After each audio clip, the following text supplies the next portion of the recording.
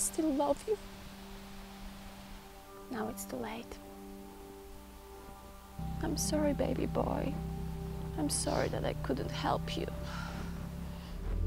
After his first taste of opiates, Matthew told me that on that drive home, as those meds were kicking in, he had never felt anything like that before.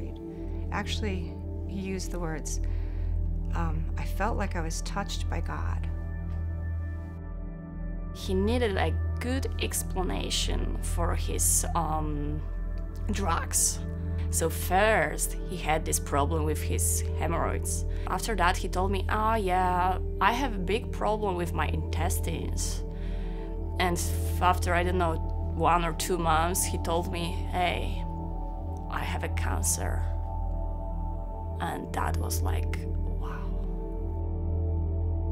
He said the strangest thing. He said, if anything happens to me, the journals will explain everything. And I'm like, what are you talking about, will explain everything? And then he just kind of says, well, I write everything that happens in there every day. So if anything were to happen to me, I would write about it and you would know what happened.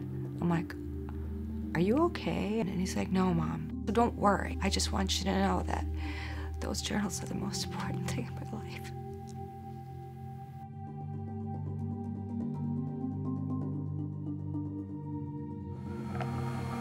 Here's my daily medications, different things for, pain, for cancer, and antigen, and muscles, and mood, and God knows what.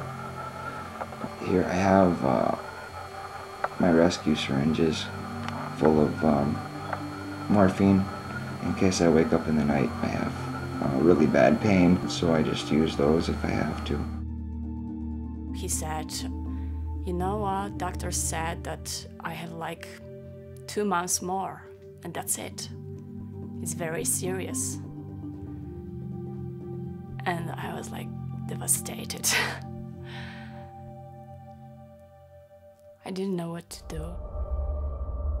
Matthew became very, very good at hiding things, and he became very, very good at lying. One time, he called me up, just frantic, and he had been caught stealing a cell phone. And an hour later, I get another phone call. He had gone out and bought some dirt cheap beer and went for a drive. Got pulled over. Drunk driving now, okay? And he calls me again, oh, I can't believe this just happened. And conspiracy theories of, the police are after him now. So I tell him, listen, enough. I'm going to bed, it's late. Okay, we'll talk tomorrow. He was really like craving and just having not a good time. And so I sat there with him, and he just was begging me to, well, actually he wanted me to hit him with something so that he could go to the doctor and say that he had fallen or whatever. I go to bed. The phone starts ringing. I don't answer it. I hear the machine pick up and Matthew's bawling. He's just crying, Mom, I burnt my arm. I was frying a hamburger and I hit the pan and the grease flipped out and the pan flipped and it hit my arm and I don't know what to do. Okay, started with a cell phone, then it escalated to a drunk driving, and now this kid's telling me that he burned his arm, and I'm like, Matthew, what did you do? He was sitting on one side, I was sitting on the other, and he picked up a lighter and he just, he held up his arm and he just held up the lighter and he just burned his arm. He was afraid that when the cops came back for investigating the cell phone theft, that they would see his track marks. I saved the answering machine. Monday, 1:11 p.m. Hey Mom, it's Matt calling. I just figured I'd call and let you know how I did in Madison, which is pretty darn well. I'm pretty happy with everything. We found a real good job. Apartment's working out real well and everything, so I just wanted to let you all know. All right, Mom. Love you. Bye. It's good to hear his voice, but it's like too moving.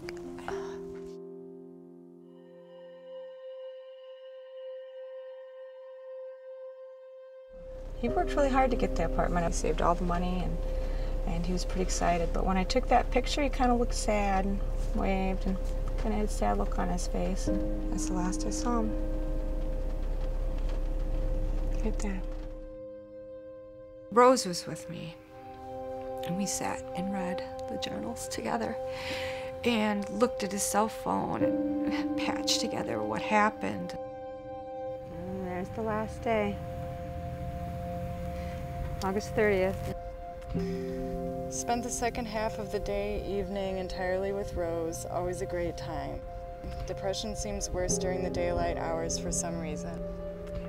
Waiting for Thursday, payday and prescription come Thursday. Intake 0.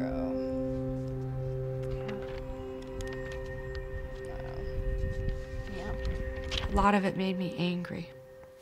Not at Matthew, but angry at myself for not reacting differently. There were no lies there. He wasn't even trying to lie to himself like so many of us do. It was the truth. I had no idea. I had no idea he struggled so hard and he felt so alone. And so many people were so cruel and mistreated him, misunderstood him. He was so misunderstood. You know, people just looked at him like a junkie. As a junkie, I respect him more than most people who don't have addictions.